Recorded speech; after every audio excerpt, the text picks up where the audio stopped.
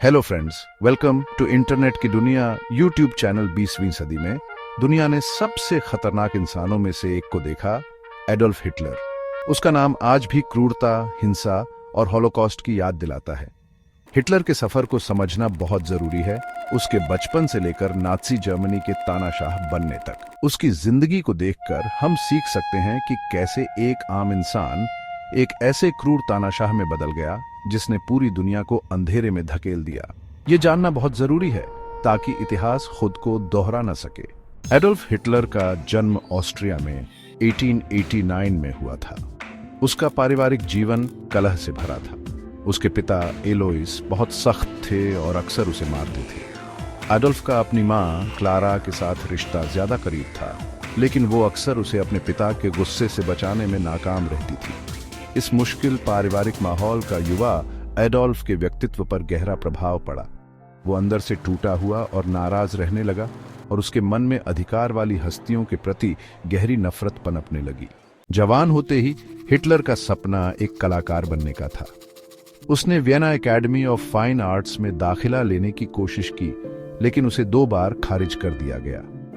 यह अस्वीकृति उसकी जिंदगी का एक अहम मोड़ साबित हुई, जिसने उसकी नाकामी और नाराजगी की भावनाओं को और बढ़ा दिया। हिटलर को स्कूल में भी बहुत दिक्कतें आईं और उसने कम उम्र में ही पढ़ाई छोड़ दी। पढ़ाई में उसकी नाकामी ने उसकी हताशा और अलगाव की भावना को और बढ़ावा दिया। अपनी मां की मृत्यु के बाद हिटलर वियना चला गया, इस उम्मीद में कि वो एक कलाकार के रूप में अपनी जिंदगी बना सकेगा। हालांकि वो गरीबी में रहा और जिंदा रहने के लिए संघर्ष करता रहा। इस दौरान वो शहर के अंधेरे पहलुओं और बढ़ते यहूदी विरोध के संपर्क में आया। हिटलर ने नफरत भरी विचारधाराओं को आत्मसात कर लिया और अपनी नाकामियों और समाज की समस्याओं के लिए यहूदियों और अन्य अल्पसंख्यकों को दोषी ठहराने लगा। भाग 5, सिपाही युद्ध और नफरत का जन्म। जब पहला विश्व युद्ध शुरू हुआ तो हिटलर जर्मन सेना में भर्ती हो गया। उस समय जर्मनी में राष्ट्रवाद की भावना चरम पर थी और युवा पुरुषों में देशभक्ति की भावना प्रबल थी। हिटलर भी इस भावना से अछूता नहीं था। उसने सेना में भर्ती होकर अपने देश के लिए कुछ करने का संकल्प लिया। उसने युद्ध को खुद को साबित करने और अपने नीरस जीवन से बचने के मौके के रूप में देखा। सेना में शामिल होने से पहले हिटलर का जीवन संघर्षों से भरा था। वह एक असफल कलाकार था और उसकी आर्थिक स्थिति भी दयनीय थी।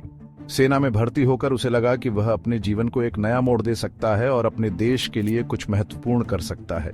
युद्ध की भयावहता, जिसमें खाइयों में उसका अनुभव भी शामिल था, ने हिटलर पर एक अमिट छाप छोड़ी। खाइयों में बिताए गए समय ने उसे युद्ध की वास्तविकता से रूबरू कराया। उसने अपने साथियों को मरते देखा और खुद भी कई बार मौत के मुंह से बचा। इन अनुभवों ने उसकी मानसिकता को गहराई से प्रभावित किया और उसके अंदर एक गहरी नफरत और आक्रोश को जन्म दिया।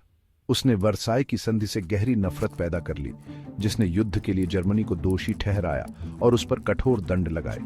वर्साई की संधि ने जर्मनी की आर्थिक और राजनीतिक स्थिति को बुरी तरह से प्रभावित किया। इस संधि के तहत जर्मनी को भारी युद्ध हर्जाना देना पड़ा और उसकी सैन्य शक्ति को भी सीमित कर दिया गया। हिटलर ने इस संधि को जर्मनी के अपमान के रूप में देखा और इसके खिलाफ गहरा आक्रोश महसूस किया। यह आक्रोश बाद में उसकी राजनीतिक विचारधारा की आधारशिला बन गया।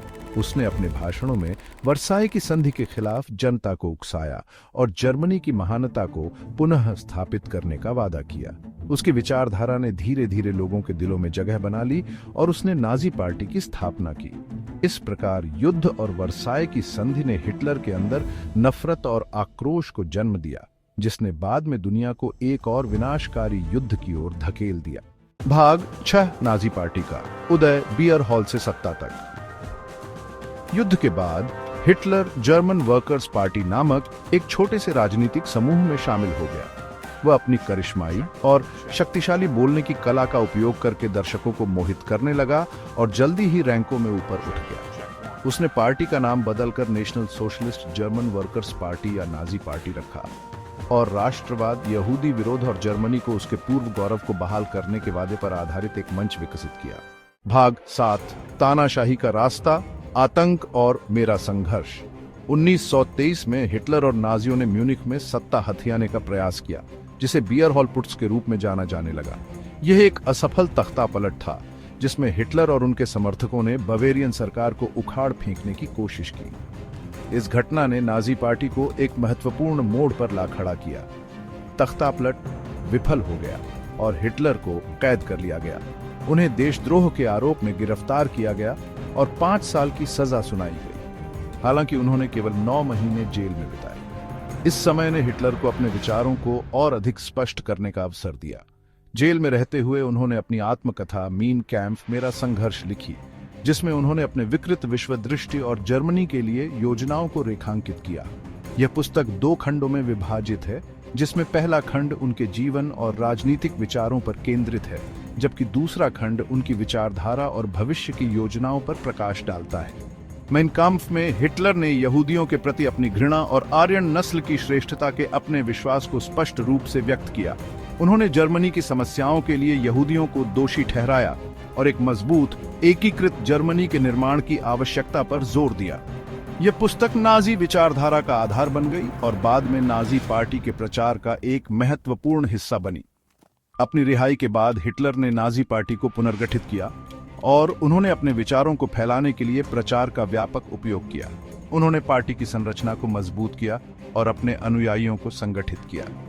नाजी पार्टी ने जर्मनी की आर्थिक और राजनीतिक अस्थिरता का फायदा उठाया और हिटलर ने अपने करिश्माई नेतृत्व के माध्यम से जनता का समर्थन हासिल किया। समर्थन हासिल करने के लिए आर्थिक तंगी और राजनीतिक अस्थिरता का फायदा उठाया। 1920 के दशक के अंत और 1930 के दशक की शुरुआत में जर्मनी गंभीर आर्थिक संकट से गुजर रहा था, जिसमें उच्च बेरोजगारी और हाइपरइन्फ्लेशन शामिल थे। वाइमार गणराज्य की राजनीतिक अस्थिरता ने भी नाजी पार्टी को बढ़ावा दिया, क्योंकि जनता ने एक मजबूत और स्थिर नेतृत्व की तलाश की। हिटलर ने इन परिस्थितियों का लाभ उठाया और नाजी पार्टी को जर्मनी की प्रमुख राजनीतिक ताकत बना दिया। भाग 8 दुह स्वप्न का आगाज, युद्ध, नरसंहार और विनाश। 1933 तक नाजी पार्टी जर्मनी की सबसे बड़ी पार्टी थी। हिटलर को चांसलर नियुक्त किया गया और उन्होंने जल्दी से अपनी शक्ति को मजबूत कर लिया।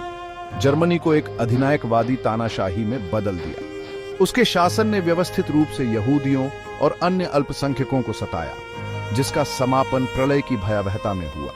हिटलर की विस्तारवादी महत्वाकांक्षाओं ने दूसरे विश्व युद्ध को जन्म दिया, जिसने दुनिया को उसके सबसे घातक संघर्ष में डुबो दिया। भाग 9 अतीत को याद रखना, भविष्य को आकार देना।